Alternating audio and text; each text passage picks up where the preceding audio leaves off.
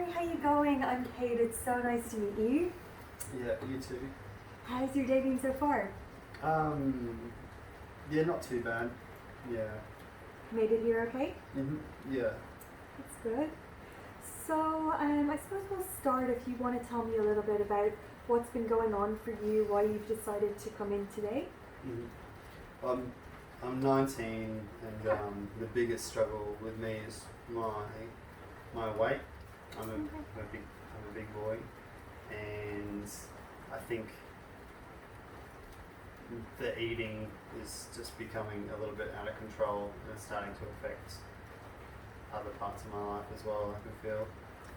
Okay, and when you say it feels a little bit out of control and it's affecting other parts of your life, can you explain to me a little bit more about what that looks like or how that feels for you? I guess it's more just trying to diet and just keep trying and trying and trying, but it's just me in control of my food, so it's a lot of these diets are bound to fail when you have a bad day. Okay, so you're putting measures in place to prepare a diet, prepare a plan so you can reach this goal, but yet it seems to continue to fail. Why do you think that is? I think it's just one of those things where when it gets hard, usually after about 3 or 4 days, things get pretty tough, and so I just hit the point where I just give up and go back to eating the usual junk. I know it's bad for me, but I just can't give it up. Okay, so you're on track in your diet, and then something happens emotionally. Would I be right in saying you're using the food to maybe feel good temporarily, fill a bit of an emotional void, but once you've done that, you're feeling bad because I suppose you furthered yourself from your goal. So it's I suppose in a way a bit of a self-defeating behavior. You have your best intention, and then something happens and you don't really have maybe any other strategies in place except for reaching back to that comfort, which is the food. Am I right in saying that? I think, it's hard to say. I think when I get really emotional, I eat until I feel full, and it's usually really unhealthy stuff. But it's one of those things where I feel great when I'm eating it, and then I seem to just hate myself afterwards. Like, I'm unhappy because I eat so much, but I eat so much because I'm unhappy. Okay. It's just this loop that I feel like I'm stuck in. You were in a bit of a cycle of motivation, planning it out, and then relapsing back into the self-defeating behavior. Yeah. Have you ever tried any other strategies other than just preparing the diet plan? Have you ever maybe spoken to someone when you started feeling emotional, or has it always just been planning the diet and then? No, not really. It's mainly just the planning of the diet, and just getting stuck into trying to plan it and do it all myself, but it just doesn't work. It just keeps going back to eating the same old food. Okay. And why don't you think you kind of maybe talk to any friends or open up to anyone else about this? Well, I guess that's part of the reason why I'm here today, because I guess at the bottom line is I just don't really have that many friends, and I don't feel comfortable opening up with anyone else that I know. Okay, that's interesting. What was your relationship like with your parents? Would you have opened up to them about problems and trusted in them? Well, I don't really feel like I trust anyone too much. I didn't know my dad growing up. Okay. He wasn't there at all, and then my mum died of an overdose when I was just over 1. And so because of that, it was my grandparents that raised me from when I was 1 Okay. But it was almost like my life was just thrown onto them, and I always got the feeling that they, they'd already been through the ordeal of raising kids, and they just didn't really want to do it again, so they didn't really put too much effort in. And I think particularly the kid like me, I was pretty difficult and pretty introverted. Okay. All right. Well, yeah. It sounds like you've been through a lot, and you're a bit hard on yourself as well. I suppose I'd just like to touch on something briefly that I feel might relate to you. It's something called attachment theory, and it's just the theory that our primary caregivers are vital in helping us evolve, I suppose, just regular and normal social and emotional development in life, and that involves our trust in people and the world around us. And I suppose as little babies, we rely on our primary caregivers for everything, for comfort, for support, for food. And an example would be if we're crying and that need isn't met, nobody responds to us, we can begin to withdraw, because we realize that need isn't going to be met.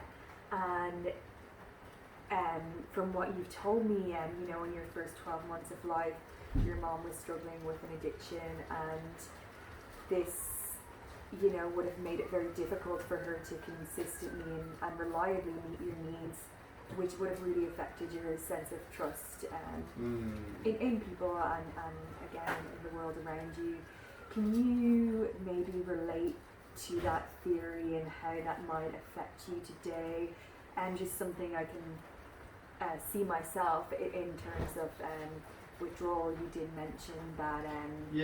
I think it definitely makes sense if you put it that way. With the stuff that mum and then again with my grandparents.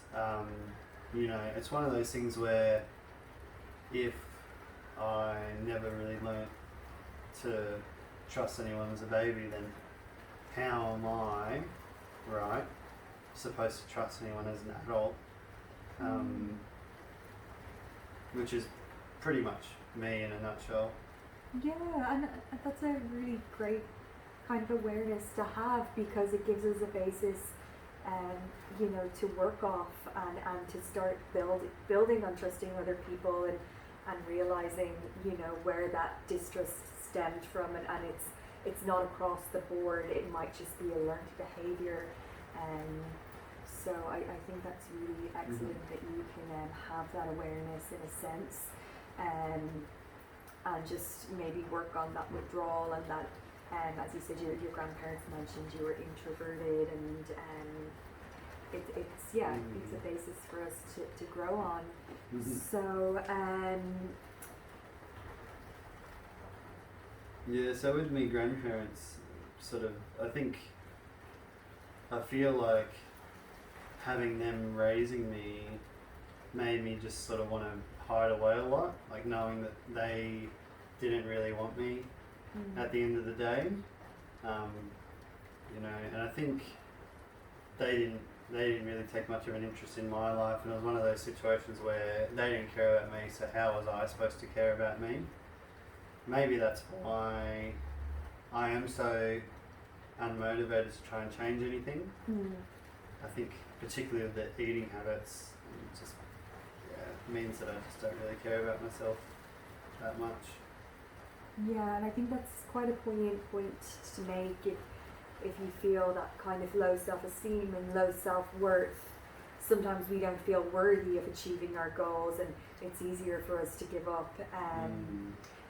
And I would definitely suggest that going forward we look at some psychoanalysts and just going back and looking at that childhood development and questioning and analysing some of those core beliefs that would have been developed at a young age, and also some CBT therapy, which is all about our cognition and our thinking, and how our thinking leads to behaviours, which leads to consequences, and how we can look at strategies to build healthier pathways, just to lead to a more successful and happy and well-rounded life for you and better well-being in all senses. So there's lots we can work on, and I would definitely suggest we do maybe weekly sessions for about maybe 12 weeks, and then we can reassess if we need to go to fortnightly or we can continue, but we'll just keep it in the week for now and go from there. I think that sounds good. I think it's one of those things where it's like, I need to do whatever it takes just to get on top of this and help me to feel in control again and that. That's excellent, and yeah, good on you for coming in today and taking this first step. In accordance with our sessions, I would also like to suggest, if you feel comfortable, referring you onto a dietitian, and that will just be someone who can specialize in your diet goals, and they have all the knowledge in, set meals, making sure you get all the nutrients you need, and help you develop goals on that side of things in a more specialized sense. If that sounds appropriate to you, it would be good just to have more of a wraparound team to help you, get where you want to be. I'm also keen to refer you just to our GP here, just to have a general chat about your mood around the food relapses and what goes on for you emotionally, and just seeing, just getting a general checkup and making sure. Yeah, that's good. Yeah, I'm feeling a lot more hopeful about it, and I think it would be really good to see someone who specialises in the food side of it. So I think that's something that, along with the counselling, is going to get me on the right track. So thank you for taking your time to talk with me today. Absolutely, it's been my pleasure, and I'll really look forward to seeing you next week, and if anything happens in the interim, feel free to give us a call, and if you need to see us sooner, you can call our receptionist and we can see what we can arrange. Yep. Alright, great to meet you, Lorrie. Yeah. Thanks for coming in. Thank you.